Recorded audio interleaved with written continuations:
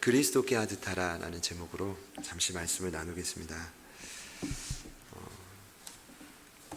저희가 흔히 빛의 자녀를 이제 교회에서는 많이 언급하는데, 빛의 자녀는 어떻게 살아야 될까요? 에베소서가 강조하는 세 사람의 증표 중 하나가 빛의 자녀인데요, 빛이란 복음의 뚜렷한 특징이기도 합니다.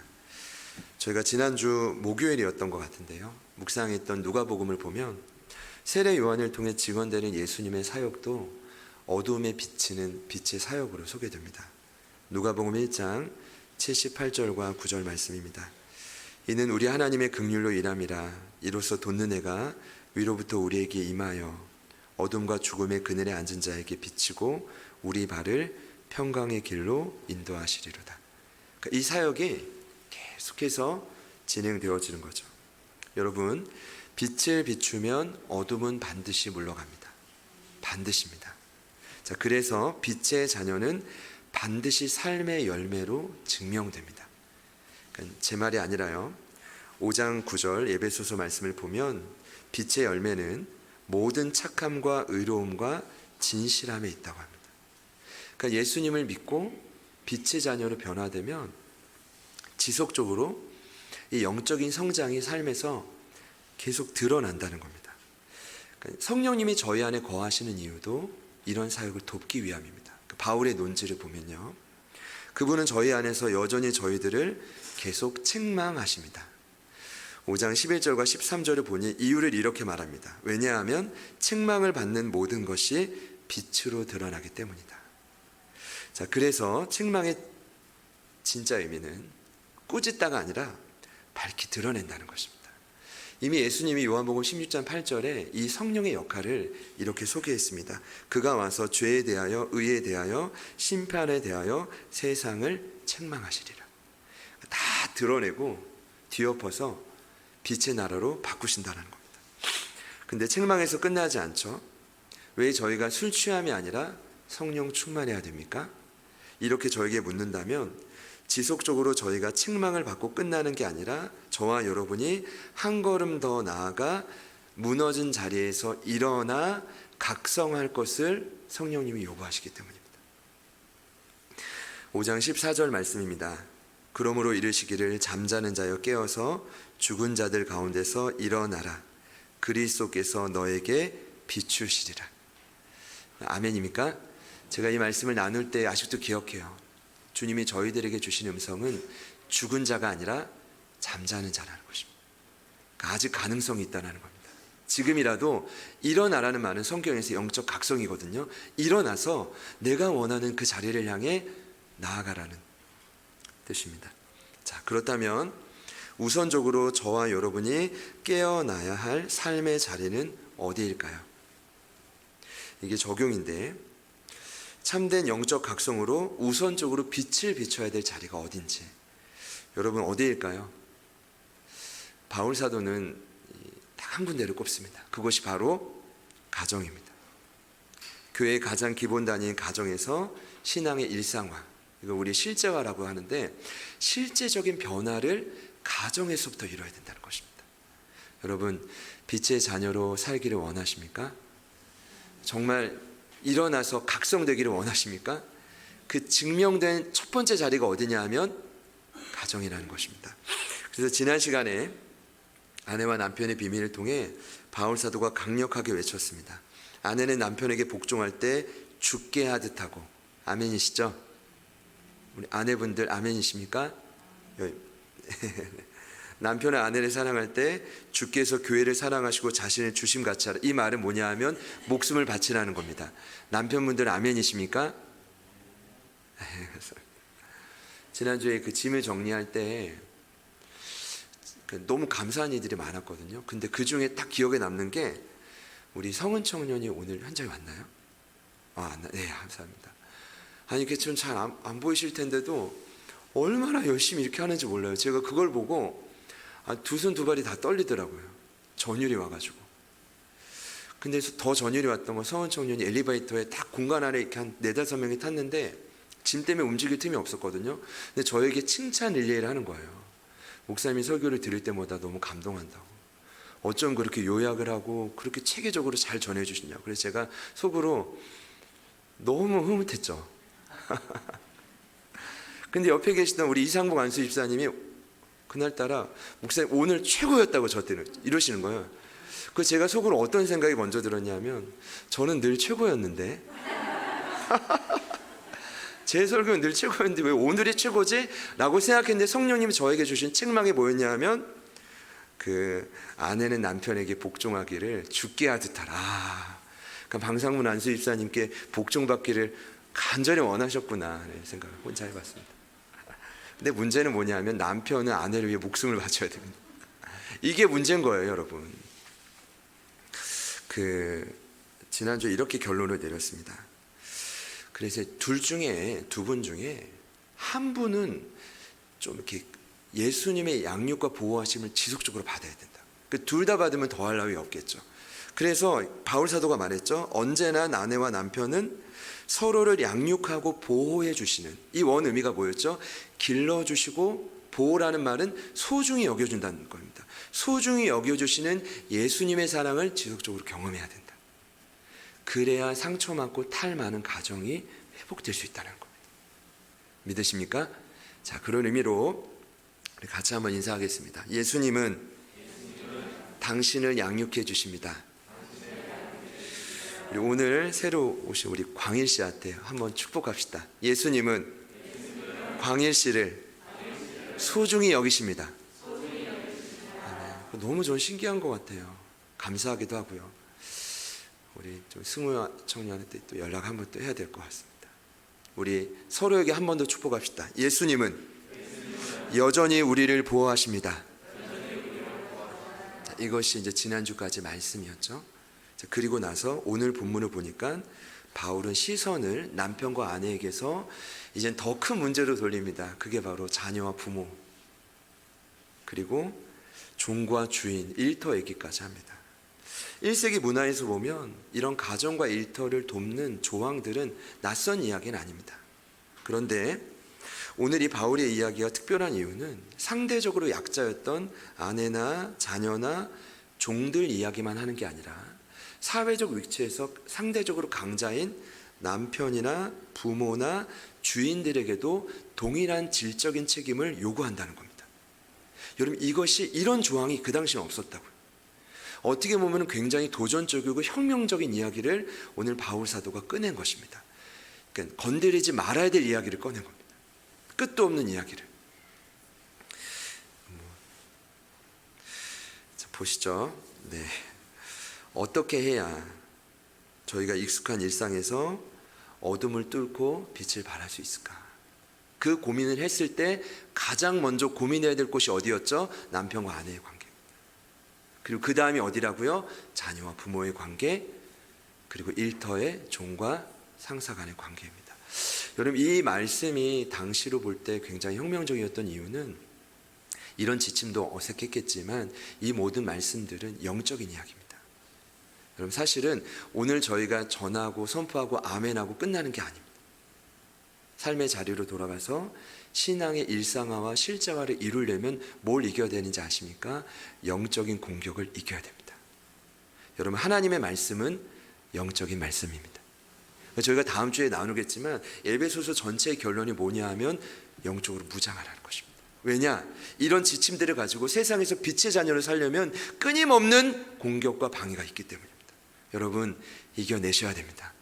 자, 이것을 우리가 감안하고 오늘 말씀을 좀 지침을 들었으면 좋겠습니다. 요즘에 생태계 문제로 많이 걱정하는 것 같습니다.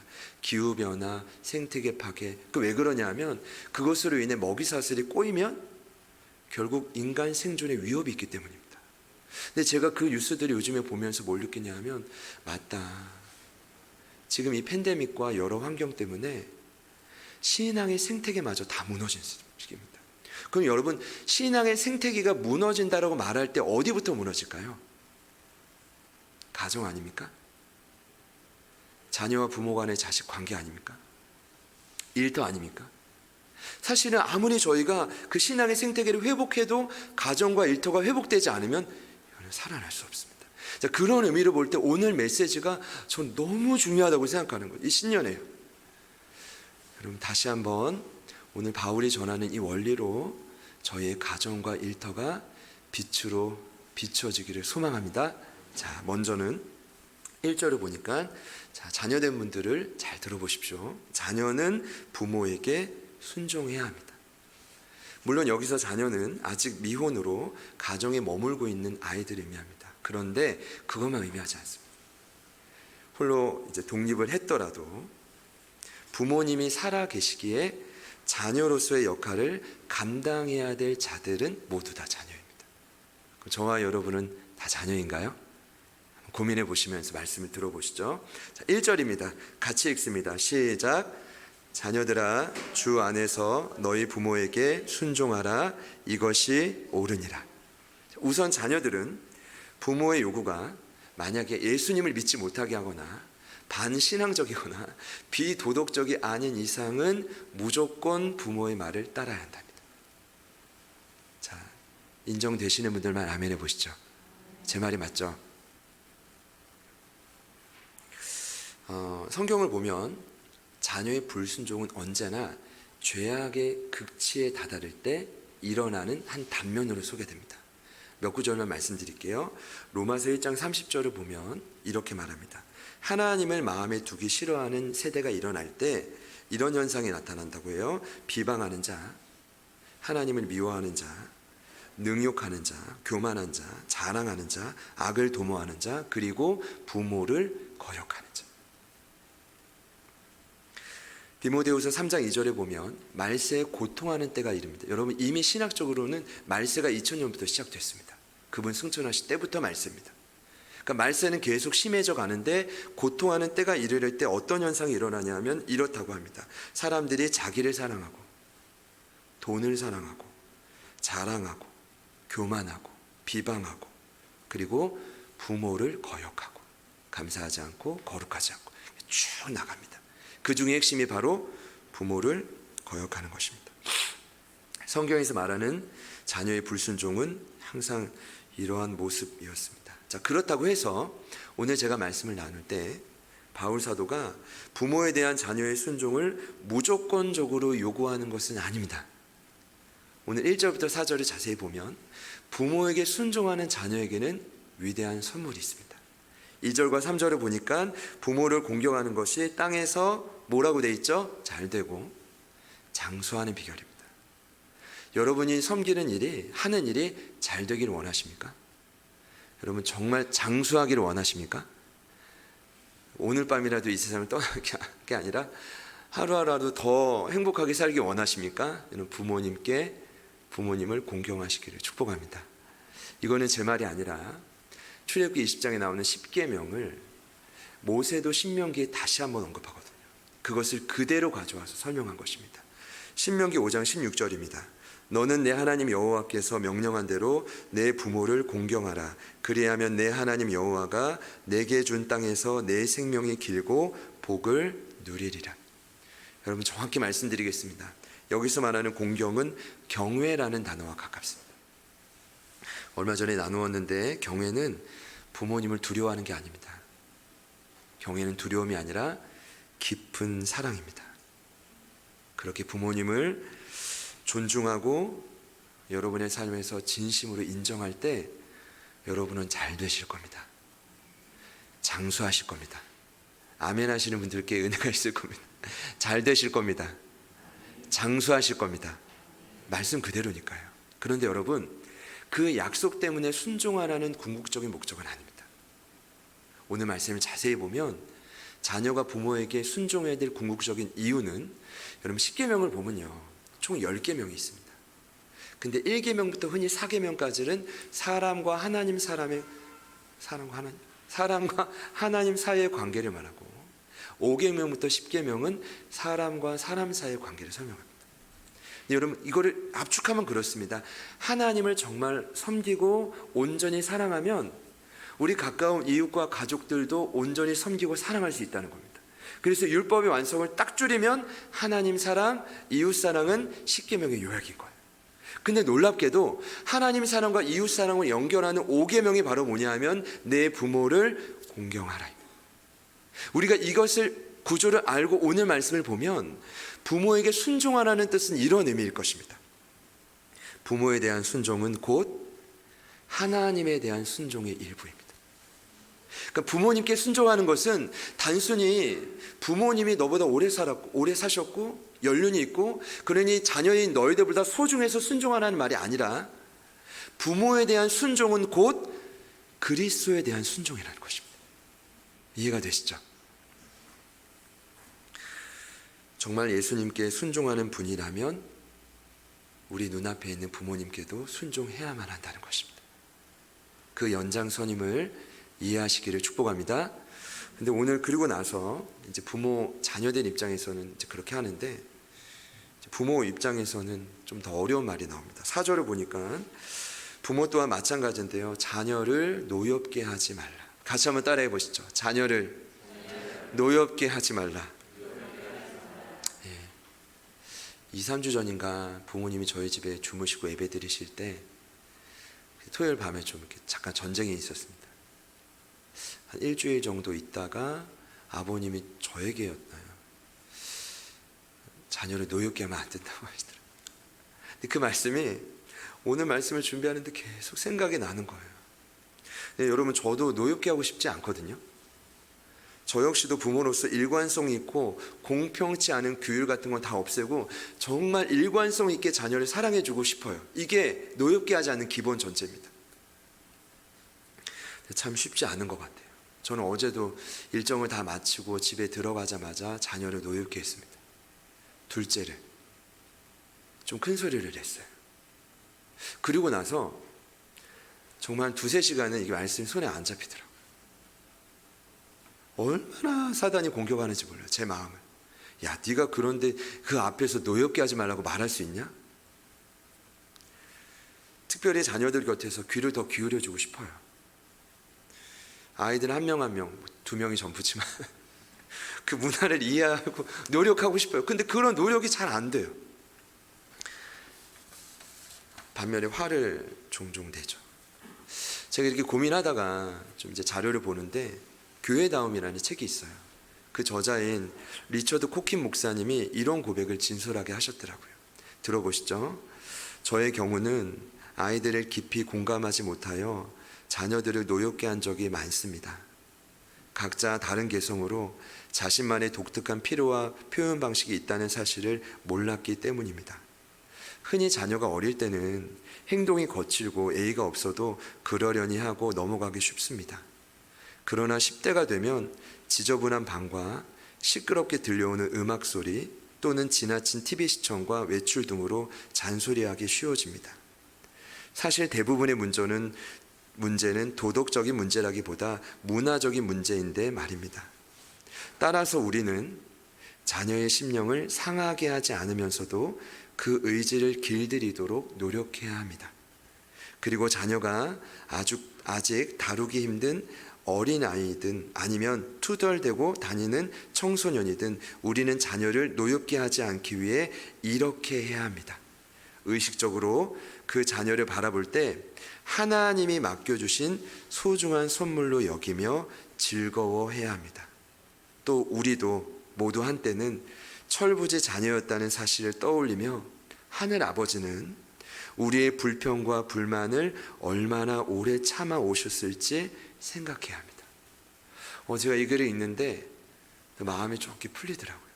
그래, 나도 유온이보다 더 심했을 텐데, 저도 화온이보다 더 심했을 때, 나보다 훨씬 더 나은 아이들인데. 그만큼 저는 부모도 이 규율을 따르기가 참 어려운 시기를 살아가고 있다라고 생각합니다. 오늘 바울 사도를 보니까 4절에 이렇게 말하죠. 부모는 오직 주의 교훈과 훈계로 노엽게 하는 대신에 오직 주의 교훈과 훈계로 양육하라. 같이 한번 따라해 보시죠. 양육하라. 제가 다시 한번 이 단어에 집중하게 된 이유는 여기 양육이라는 단어가 엑트레포라는 단어입니다. 당연히 우리가 알다시피 기른다라는 의미인데 그 의미 때문에 새롭게 와닿았어요. 여러분, 양육은 단시간에 기계적인 결과를 낳는 것이 아닙니다. 그러니까 저희가 자녀들에게 실수하는 것이 바울이 볼 땐 이런 거라는 거예요. 무언가 요구를 했을 때 즉각 기계적으로 반응해주고 변화되기를 원하는데, 양육이라는 단어는 어떤 단어냐면 장시간 가운데 지속적인 관계 속에서 사람을 주입해 주는 거예요. 그러니까 기계적으로 뚝딱 만들어지는 게 아니라 그런 관점으로 자녀를 대하라는 것입니다. 부모의 사랑이 지속적으로 자녀들에게 느껴졌으면 좋겠습니다. 부모된 저희들의 마음이 일관성이 있었으면 좋겠습니다. 그런데 오늘 제 결론은 이런 부모 역시도 죄성이 많은 연약한 존재다. 그래서 부모의 양육도 주 안에서만 가능하다. 여러분, 이렇게 자녀와 부모의 관계를 정리하겠습니다. 그리고 나서 오늘 바울 사도가 종과 상전에게로 시선을 돌리는데, 여러분 이렇게 이해하시면 좋겠어요. 가정에 모이면 여러분 일터 이야기 하십니까, 안 하십니까? 여러분 가정에 이렇게 딱 모이면 자녀들이나 부부관계에서 오늘 일을 하면서 힘들었던 일 하십니까, 안 하십니까? 하시죠. 네, 그겁니다. 이게 뭐냐면, 왜 갑자기 가정에서 종과 상전 이야기냐 이렇게 보시면 안 되고, 당시로 보자면 바울이 봤을 때 가정을 온전히 살리기 위해서는 일터의 이야기를 하지 않고서는 가정이 회복되지 않는 거예요.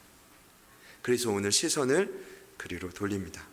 물론 시대가 많이 바뀌었지만 원리는 변함이 없습니다. 우선 여기서 말하는 종은 노예를 의미합니다.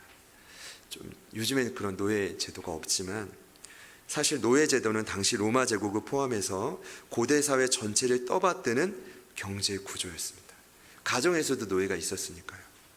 근데 기본적으로 제가 말씀드리고 싶은 것은 성경은 노예 제도를 반대합니다. 그래서 바울이 나중에 빌레몬에게 오네시몬을 더 이상 종으로 두지 말라 그래요. 뭐라고 하죠? 형제로 바꾸라 그래요. 형제로. 윌리엄 윌버포스나 마틴 루터킹 목사님도 다 그런 의미에서 영국과 흑인의 인권 신장을 위해서 끊임없이 달려간 거죠. 근데 제가 여러분과 오늘 나누고 싶은 의도는 노예제도 개혁 이런 이야기가 아닙니다.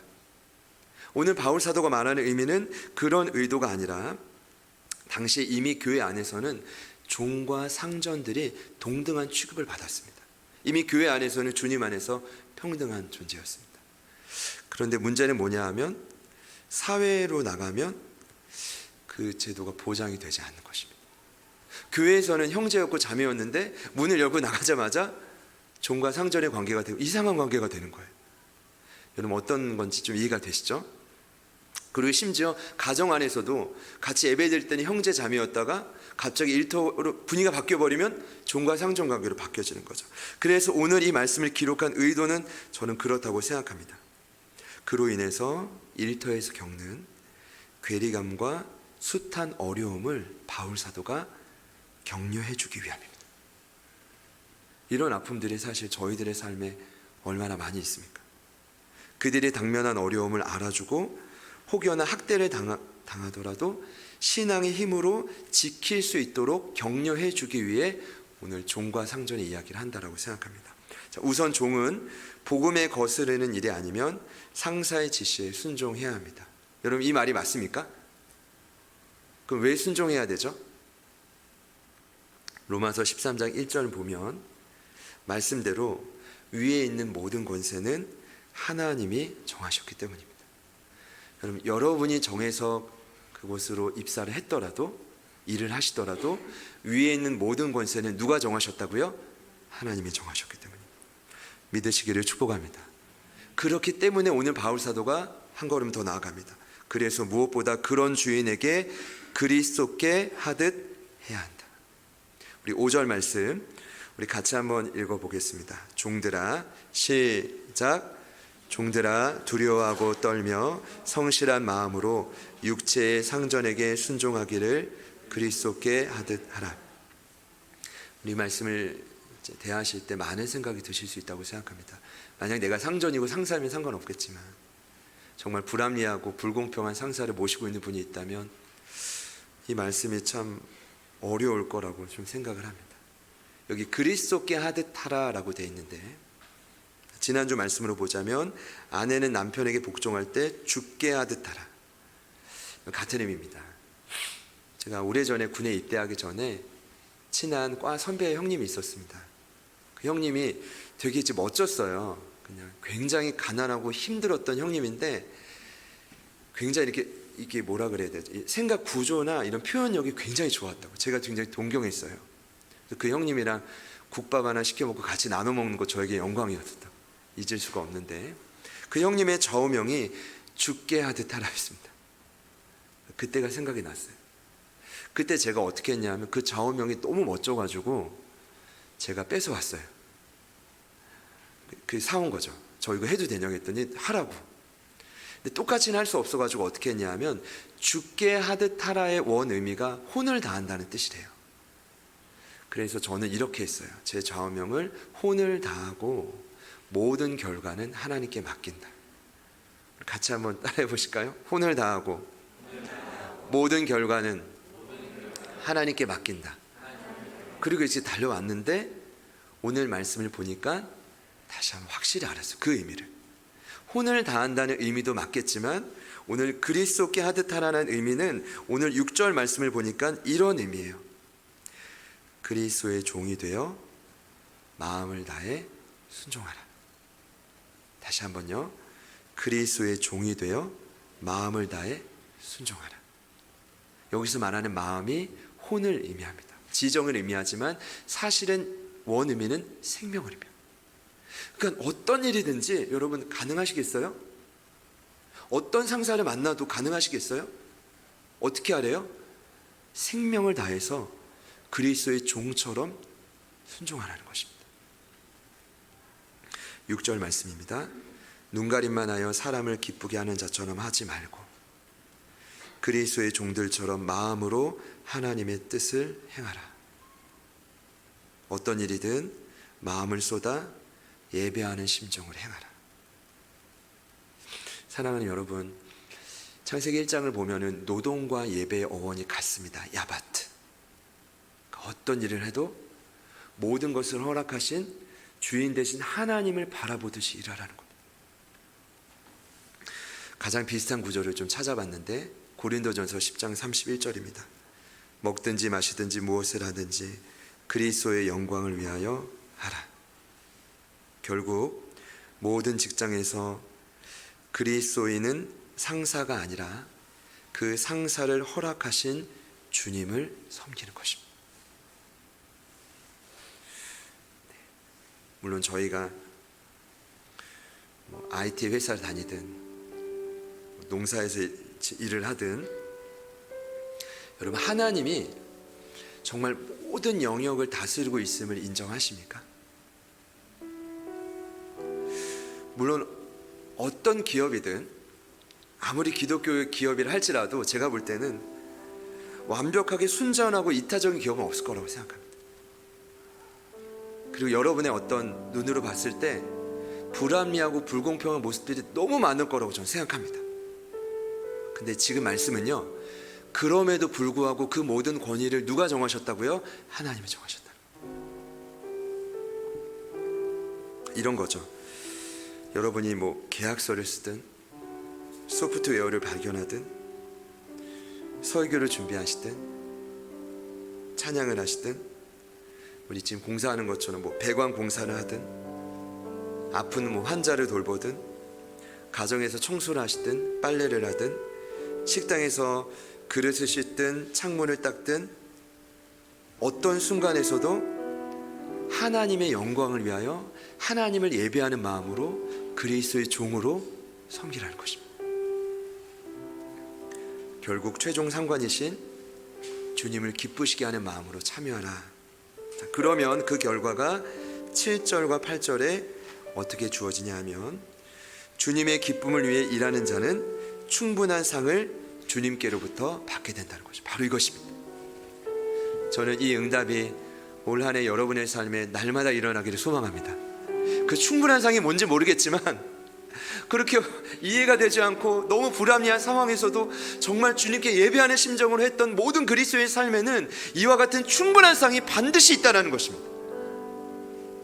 메시지 성경은 이렇게 말합니다. 누구에게 지시를 받든지 실제로 여러분은 하나님을 위해 일하는 것임을 늘 명심하고 기쁘게 일하십시오. 선한 일을 하는 사람은 종이든 자유인이든 상관없이 충분한 상을 주님으로부터 받을 것입니다.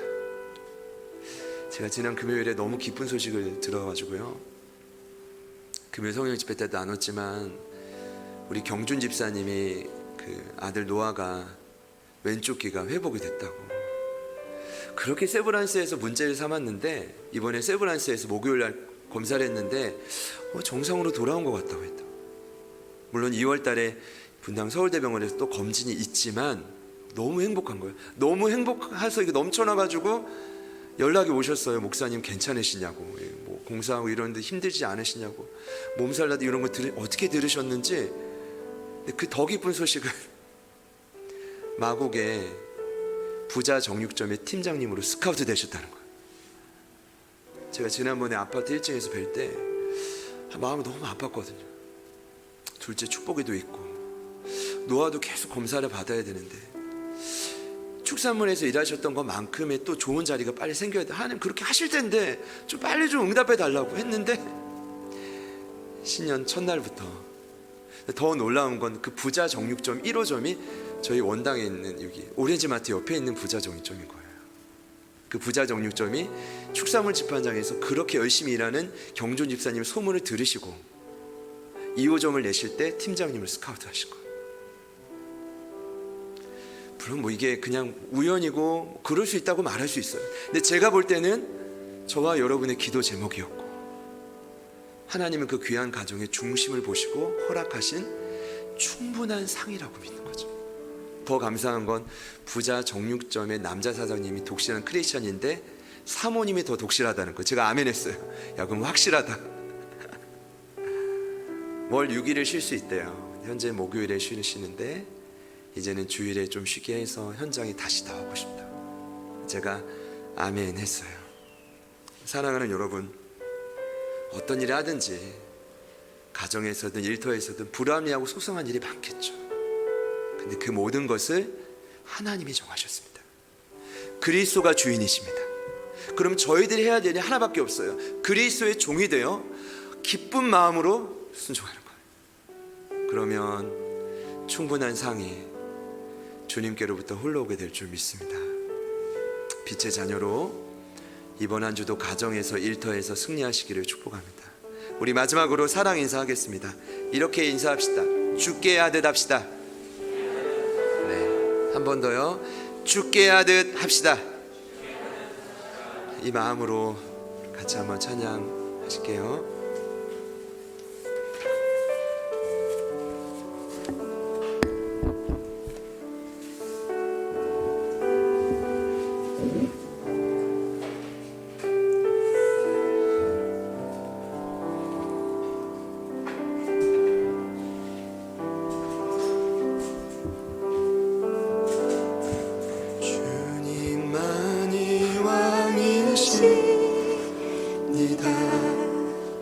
앞보를 참조해 주시면 좋겠습니다. 주님만이 왕이십니다. 주님만이 왕이십니다. 주님만이 왕이십니다. 주님만이 주님만이 왕이십니다. 주님만이 왕이십니다.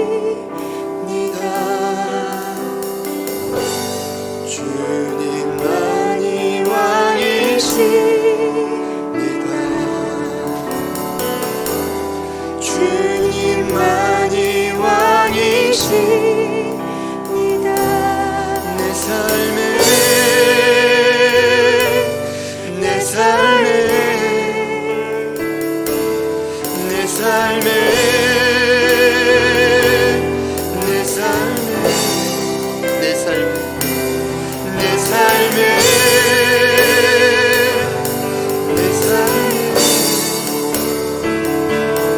내 삶에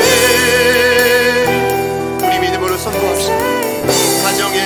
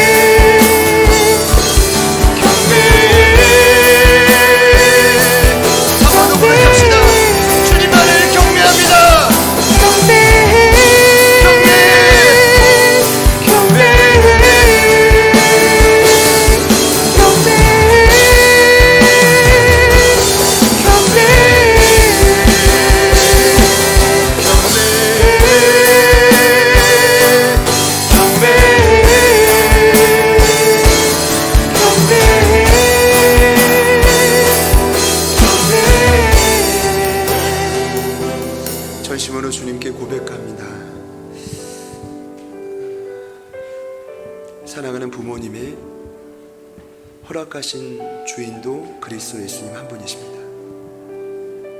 우리에게 허락하신 자녀의 주인도 그리스도이십니다.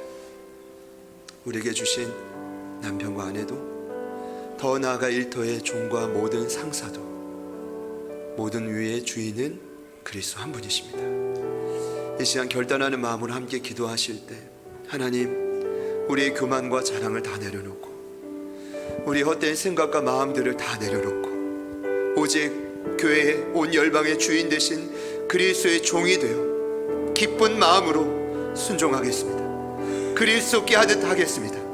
죽게 하듯 하겠습니다. 우리의 마음과 중심을 보시는 그 주님 앞에 전심을 다해 나아가겠습니다.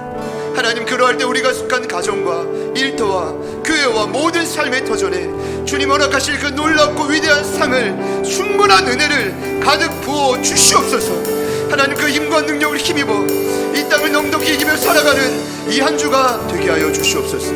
결단하는 분들이 있다면 우리 두 손을 가슴에 모으시고 이 시간 간절히 한번 주님 이름 부르신 후에 기도하며 나아가겠습니다. 기도합시다. 주여, 내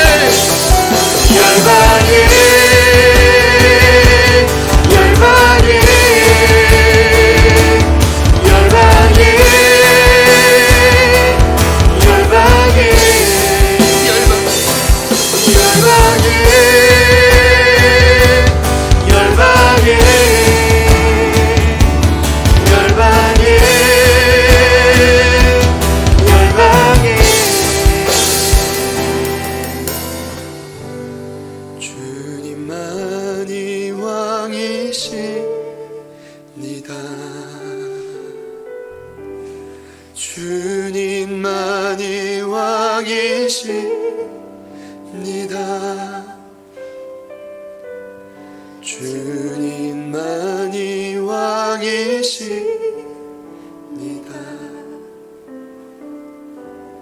주님만이 왕이십니다. 우리 마지막으로 한 번 더 고백합시다. 주님만이 왕이십니다. 주님만이 왕이십니다. 주님만이 왕이십니다. 주님만이 왕이십니다.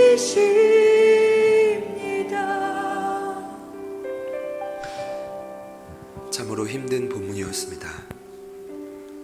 가정과 일터를 돌아본다는 것이 아직도 풀리지 않는 수많은 숙제들이 남아있기 때문입니다.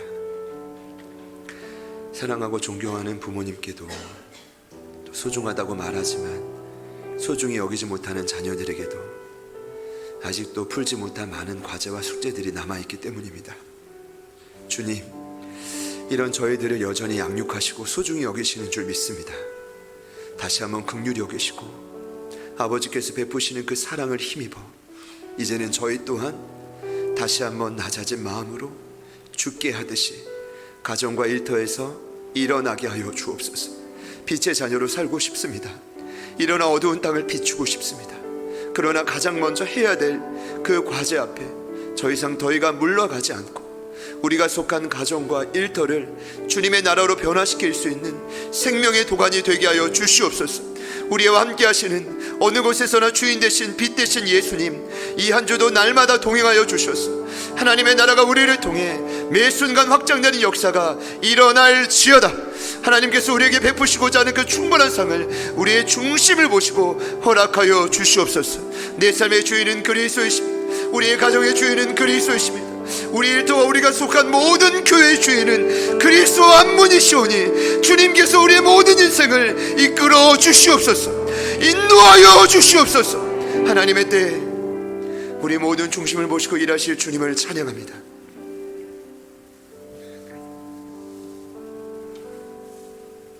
이제는 우리 구주 예수 그리스도의 은혜와 하나님 아버지의 변함없는 신실하신 사랑하심과 성령님의 내주 충만 교통 위로하심의 역사가 자녀로서 주 안에서 부모에게 순종하겠습니다. 부모로서 주 안에서 자녀를 노엽게 하지 않고 양육하겠습니다. 종으로서 상사에게, 상사로서 종에게 그리스도의 주 되심을 인정하겠습니다.